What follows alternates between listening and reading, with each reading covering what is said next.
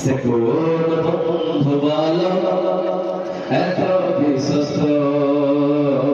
সে কোন বন্ধু বলো এত বিশ্বস্ত, কার কাছে মন খুলে বলা যায়, কার কাছে প্রাণ খুলে দেওয়া যায়, কার কাছে মন খুলে বলা যায়, হওয়া যায় অতি অসুস্থ।